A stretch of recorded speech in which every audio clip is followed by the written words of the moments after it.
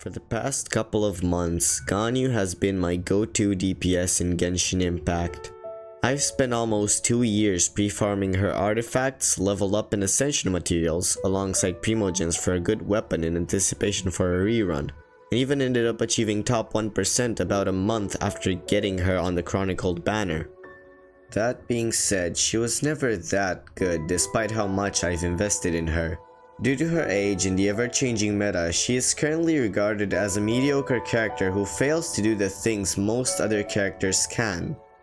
I'm making this video in order to share my thoughts on Ganyu's current place in the meta, as well as to warn players who might consider pulling for her in the future about some drawbacks of maining and playing her. I will structure this video in 4 chapters discussing these drawbacks, as well as my personal opinion on whether you should or shouldn't pull for Ganyu. That being said, these are my opinions, so don't let them influence you in any way, shape or form. The first topic we're going to be covering is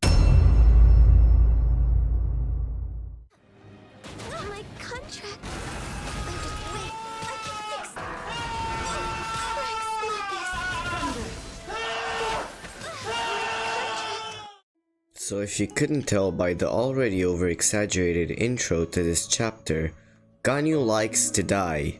A lot.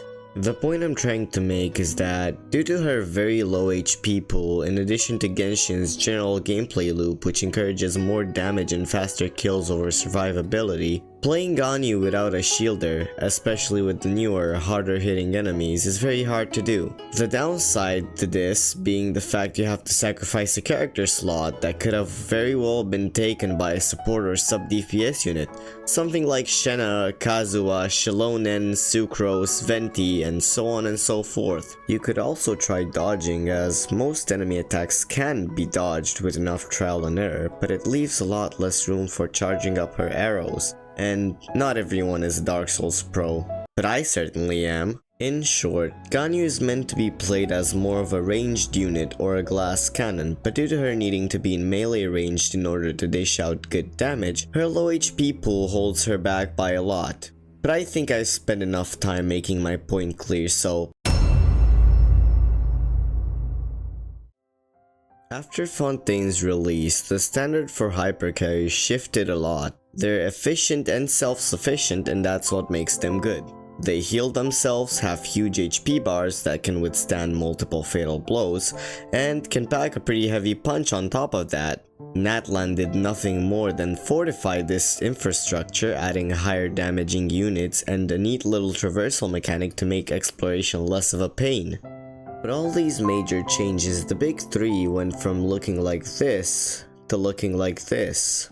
I'm not saying that it's necessarily a bad thing, but it seems that with every nation, Hoyo is trying to force people to pull for the new units due to the Abyss and combat events getting harder every month. They practically force Night Soul down your throat, and let's not forget about that one name card event that only Mavuika could do. All these factors make it harder for Ganyu to clear endgame content, making her not viable for challenges such as the Spiral Abyss or higher difficulties of the Imaginarium Theater.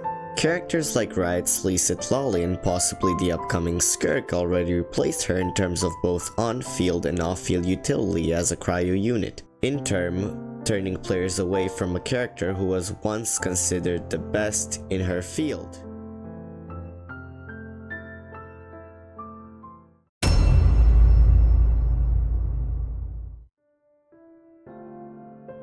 As a free-to-play unit, Ganyu still has a lot of building potential, especially since her signature is obtained from the standard banner, but she also has a lot of good 4-star alternatives such as Flower-Reed Feathers, Prototype Crescent, and Hamayumi to name a few.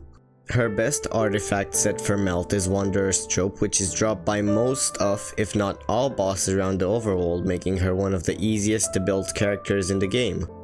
Although, calling her a free-to-play unit might be a bit far-fetched. Getting her as an early player 4 years ago would have been amazing, but nowadays, not so much. Free-to-play accounts have to account for every pull, primo gem and character they get, so there's not much room for off-meta units. especially since they don't have the freedom of owning every single character, weapon, or constellation in the game. That is why I believe Ganyu, while still a good unit with a lot of potential, isn't worthy of the title free-to-play friendly anymore.